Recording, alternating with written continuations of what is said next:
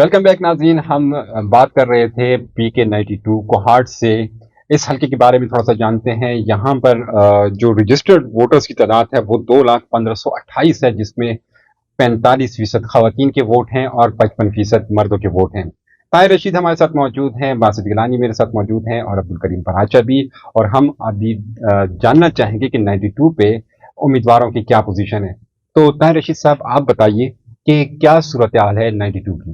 اچھا، اب بات ایسا ہے کہ یہ PK92 کے حوالے سے میرا ہمیشہ یہی کہنا ہے کہ یہاں جو پریڈکشن کرنا یا وننگ کینڈیڈیٹ کا بتانا آسان ہوتا تھا ایز کمپیئر ٹو 91 یا 92، لیکن اس دفعہ یہاں بھی سچویشن تھوڑی سی مجھے کمپلیکس نظر آ رہی ہے. وجہ اس کی ہے کہ چھوٹے چھوٹے جو پارٹیاں ہیں، کینڈیڈیٹ ہیں، انہوں نے ایسی جگہ سے اپنے امیدوار کھڑے کر دیے جن کو میں نارملی پارٹی اسپوائلرز کہتا ہوں نا، کہ وہ خود تو جیت پائیں گے نہیں لیکن دوسرے کے لیے پارٹی ضرور خراب کریں گے. دوسرے دفعہ آپ دیکھیں کہ جو یہ جو پارٹی اسپائلرز ہیں ان کو تو تھوڑا سا ایکسپلین کر دیں، یہ کون سی؟ نہیں، ناراض ہو جائیں گے، ان کو چھوٹے، سب کو پتہ ہے کہ چھوٹے کون ہیں. لیکن ابھی میں مین آ جاتا ہوں. جو مین بڑی پارٹیز ہیں جس میں تحریک انصاف ہے اور جمعیت علماء اسلام ہے، اور یہاں سے ہم عوامی نیشنل پارٹی کو بھی کہہ سکتے ہیں کہ ایک جو ہے کمپٹیشن والی پوزیشن میں ہے. پیپلز پارٹی نے بھی جس بندے کو ٹکٹ دیا ہے تو میں کہوں گا کہ انہوں نے بھی ایک تگڑا، مطلب ان کا آپشن جو چوائس ہے وہ ٹھیک ہے، کیونکہ اگر وہ جیت نہیں بھی پائے گا تو ایک تھریٹ ہے اور کینڈیڈیٹس کے لیے. تو اوورآل اب تک جتنی ہم نے مطلب لوگوں سے ملتے ہیں، سوشل میڈیا دیکھتے ہیں، تو اس اعتبار سے اگر دیکھا جائے تو یہاں پہ PTI کے کینڈیڈیٹ کی پوزیشن تھوڑی سی ہمیں تھوڑا بہت ایج لیتے ہوئے مضبوط ایسی نہیں ہے، مستحکم نہیں ہے، لیکن تھوڑا سا ایج اس کو ضرور حاصل ہے.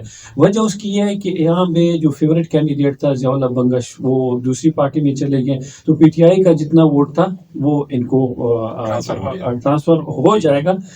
دوسری جانب ضیاء اللہ بنگش ٹھیک ہے، یہ پاکستان تحریک انصاف انہوں نے چھوڑ دیا ہے، لیکن پھر بھی ان کی تھوڑی بہت فوٹنگز رہے گی. یہاں پہ ہم مقابلے سے بالکل باہر نہیں کر سکتے ان کو، کیونکہ ان کی تھوڑی بہت. اس کو اگر آپ درجہ بندی میں رکھیں تو ضیاء اللہ بنگش جو ہیں کون سے درجے پہ آتے ہیں اگر وہ ووٹ لینا ہے، اگر ان کو ملے تو؟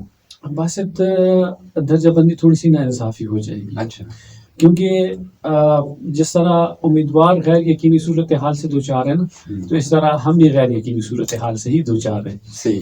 کیونکہ میں ابھی بات کرنے لگا تھا کہ شفیع جان کو ٹھیک ہے، اگر PTI کا جو ہے وہ سپورٹ حاصل ہے تو ضیاء اللہ بنگش کو بھی کسی کا سپورٹ حاصل ہے. لیکن اس دفعہ طاہر رشید صاحب آپ بات بھی کر رہے ہیں، اس دفعہ کافی تگڑا مقابلہ ہونے والا ہے. میرے خیال میں شفیع جان ہے، جوہر سیف اللہ ہے، ضیاء اللہ بنگش ہے، ڈاکٹر ذوالفقار صاحب ہے، ایسے مسعود خلیل صاحب ہیں. باسط گیلانی، آپ سے میرا سوال ہے، کیا سمجھتے ہیں کون آگے ہے کون پیچھے ہے؟ کس تناظر میں دیکھتے ہیں اس کمپٹیشن کو آپ؟ دیکھیں، کمپٹیشن تو کافی تگڑی ہے. بالکل شفیع جان اور جوہر سیف اللہ اور ساتھ میں ضیاء اللہ بنگش کی بھی بہترین جو الیکشن مہم ہے وہ جاری ہے. جو ہمیں نظر آ رہا ہے گراؤنڈ پہ، تو کوئی اس میں ہم کسی کو آگے پیچھے نہیں کر سکتے، لیکن بہت ہی بہترین کیمپین جاری ہے. اور میں شفیع جان کو خوش قسمت کہوں گا یہاں پہ کہ ان کو ہمیشہ سے ان کو ایج مل جاتا ہے نا. جس طرح انہوں نے بلدیاتی الیکشن میں پارٹی کے ساتھ جو کچھ کیا وہ سب کو پتہ ہے کہ اگر وہ آزاد حیثیت سے الیکشن نہ لڑتے تو آج کوہارٹ کا سٹی میئر وہ تحریک انصاف سے ہوتا. لیکن اس کے باوجود بھی شفیع جان کو نامزد کیا گیا، ان کو ٹکٹ ملا، تو اس پر بھی حیرانگی ہوتی ہے. حیرانگی سے زیادہ باسط گیلانی دیکھیں، یہاں پر PTI کا جو اپنا جو بنیاد ہے نا سیاست کی، وہ تو یہ کہتے ہیں کہ ہم موروثی سیاست کو نہیں مانتے.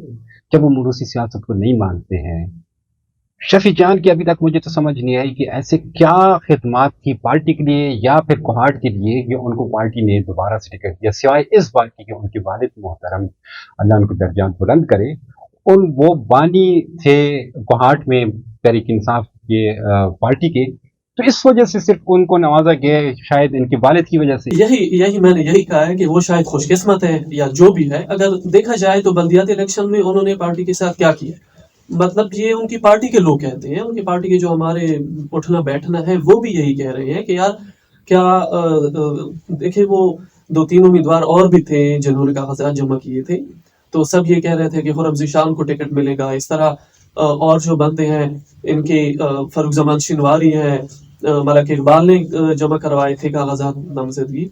تو یہی سوچنے کی بات ہے کہ اگر شفیع جان سلمان کو چھوڑ دیتے بلدیاتی الیکشن میں, تو میں یہ آج کہہ رہا ہوں کہ آج بھی سٹی میئر تحریک انصاف کا ہوتا. طاہر رشید صاحب کتنا اتفاق کرتے ہیں باسط گیلانی کی اس بات سے آپ؟ لیکن جہاں تک موروثی سیاست کی بات ہے تو وہ تو ایلیمنٹ ہے, لیکن ٹھیک ہے, شفیع جان کو ایک وہ اپنے والد یا اپنی فیملی کی طرف سے کچھ تھوڑا بہت وہ ایج حاصل تھا جس کی وجہ سے یہ فیوریٹ تھے.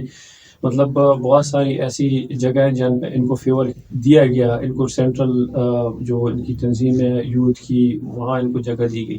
ان کے بھائی کو جو ہے ریزرو سیٹ پہ ڈسٹرکٹ کونسلر بنایا گیا, بہت ساری چیزیں. لیکن یہ جو جہاں باسط گیلانی صاحب بات کر رہے ہیں کہ ان کو جو ٹکٹ دیا گیا اس دفعہ, وہ میری اپنی ذاتی رائے یہ ہے کہ جب انہوں نے بلدیاتی انتخابات میں وہ جو ووٹ اٹھایا تھا, میرے خیال میں کہ وہ ووٹ جو انہوں نے اٹھایا تھا آزاد حیثیت میں, وہ ان کو ٹکٹ دینے کا جو ہے وہ سبب بنا ہے. اچھا, دوسرا یہاں پہ پیپلز پارٹی نے جس امیدوار کو ٹکٹ دیا وہ ڈاکٹر ذوالفقار ہیں, وہ سابق جج صاحب کے صاحبزادے ہیں.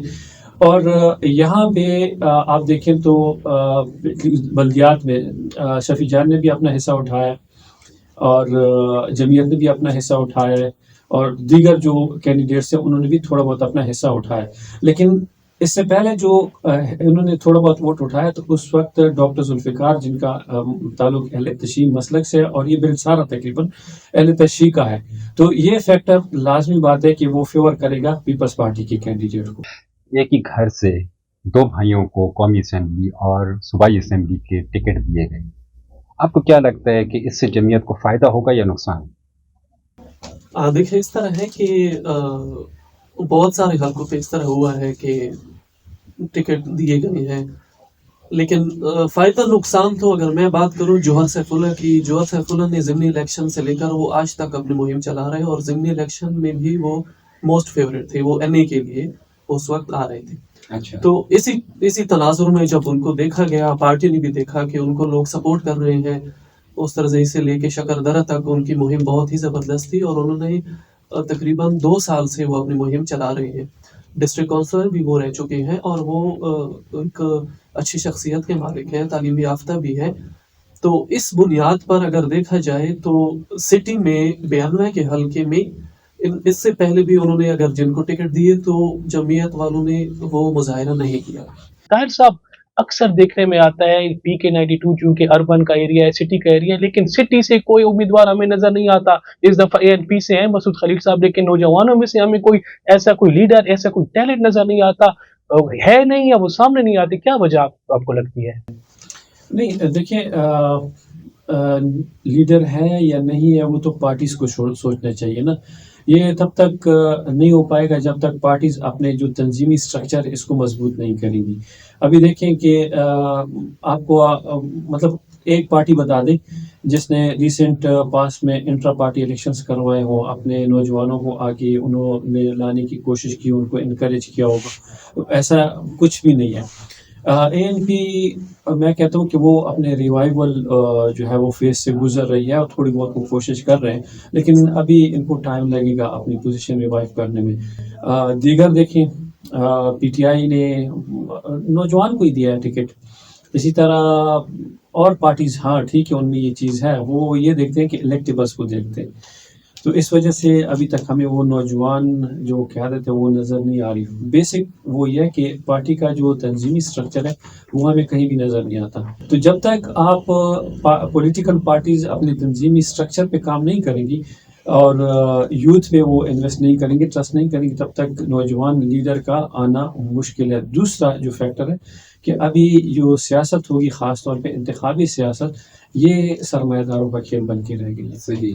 باسط گیلانی کتنی اتفاق کریں گے آپ طاہر رشید کے؟ کیونکہ کوہاٹ کی عوام بھی ایسی ہے کہ یہاں پر تو ایم پی اے ایک ہوتا ہے, جیسے ضیاء اللہ بنگش ایم پی اے تھا, اور اس کے بھائی جس کو سب کو پتہ ہے وہ اس سے بھی بڑا ایم پی اے خود کو سمجھتا تھا.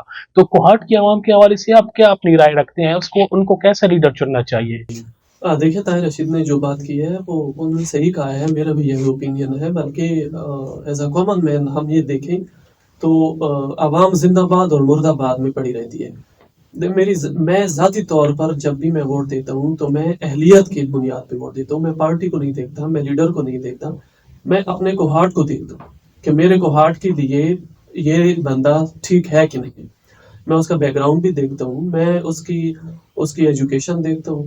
تو اس طرح ہماری کوہارٹ کی عوام کو یہی چاہیے کہ وہ اپنے لیے بندہ چنے, نہ کہ وہ امریکہ کی غلامی میں رہے یا یو کے والی باتوں میں رہے یا کسی اور ملک والی یا چائنا رشیا یہ وہ کہ ہمارا لیڈر یہ وہ ایکس وائی زیڈ جتنی بھی بات. کسی بھی پارٹی کا بندہ ہو یہ اہم نہیں ہے, اہم یہ کہ وہ کتنا کام کرنے کا اہل ہے. بالکل میں تمام پارٹیوں کے ورکر سے یہی کہوں گا کہ بھائی آپ اگر سلیکٹ کریں تو آپ دیکھیں کہ میرے کوہارٹ کے لیے کون سا بندہ میرے لیے اچھا ہے, میری مٹی کے لیے اچھا ہے, میرے کوہارٹ کے لیے اچھا ہے. میں ان سے یہ.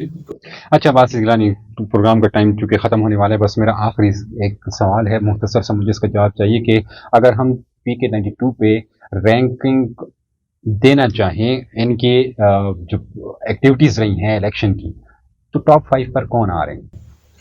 دیکھیں میں یہاں پہ یہی بات کروں گا کہ یہ انتہائی غیر یقینی صورتحال ہے, اس میں ہم درجہ بندی بالکل نہیں کر سکتے.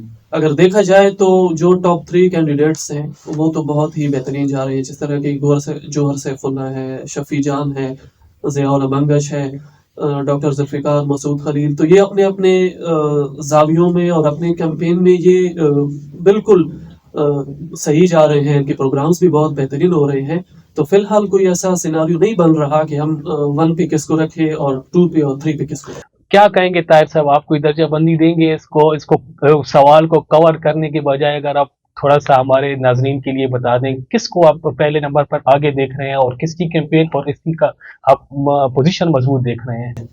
اچھا اس پہ بات کریں گے, لیکن اس سے پہلے ایک بات کرنا چاہوں گا کہ ہمارے ایک دوست یہاں آئے تو ان سے جب سوال ہوا کہ پاکستان تحریک انصاف کی جو گزشتہ حکومت ہے انہوں نے کیا کیا عوام کے لیے, تو انہوں نے یہ کہا تھا کہ ان سے جو بن پایا انہوں نے کیا.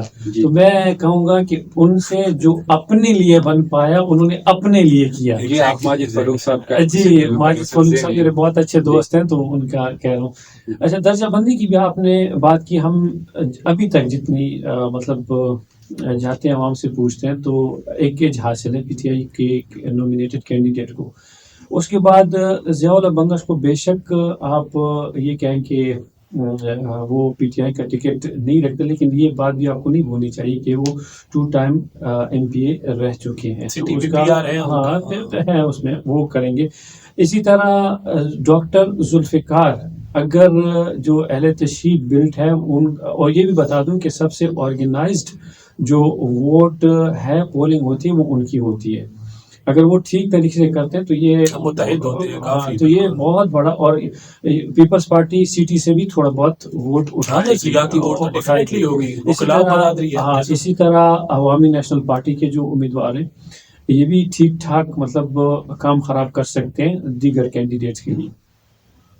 اور جہاں تک جوہر سیف اللہ کی بات ہے, ٹھیک ہے کیمپین ان کی بہت اچھی ہے, بہت پڑھے لکھے سلجھے ہوئے بندے, لیکن ان کو جو ایک چیز جو ان کے حق میں نہیں جاری وہ یہ کہ زیادہ تر یہی بات ہو رہی ہے کہ انہوں نے مطلب یہ ٹکٹس وغیرہ اپنے خاندان میں تقسیم کیے. ٹھیک ہے ضمنی انتخابات میں جوہر سیف اللہ کی جو پریزنس تھی عوام میں بہت اچھی تھی, بہت ملنسار بندے, بہت ہمبل اور خوش اخلاق بندے, اس میں کوئی شک نہیں ہے. لیکن اس وقت حالات کچھ اور تھے, وہ ضمنی انتخابات تھے, اور ابھی آ رہی ہے آپ کے جنرل عام انتخابات ہو رہے ہیں. تو اس میں جو ووٹر ہوتا ہے, جو کارکن ہوتے ہیں, ایون وہ بھی ایک ایک چیز کو دیکھتے ہیں پھر جا کے. ناظرین یہ تھی صورتحال کچھ مختصر سی NA35 کی PK92 کی. ہمارے جو معزز مہمان ہیں ان کی بھی یہی اوپینین ہے کہ عوام کو اس بندے کو ووٹ دینا چاہیے جو واقعی کوہارٹ کے لیے خدمت کرنا چاہتے ہیں اور اہل بھی ہے اور کر بھی سکتا ہو. کسی پارٹی سے, ہر پارٹی سے بالا تر ہو کر, ہر پرسنالٹی سے بالا تر ہو کر ایز اے کوہارٹ کے بارے میں ہم نے سب نے سوچنا ہے. اور یہی انشاءاللہ ٹائم ہے اپنے آپ کو شو کرنے کا, اپنا بیسٹ دینے کا, اپنا حق رائے دہی استعمال کرنے کا. ہم اپنے معزز مہمانوں کے مشکور ہیں, انہوں نے قیمتی وقت دیا ہے. جڑے رہیے نیشن وائس کے ساتھ. اجازت دیجیے, اللہ حافظ.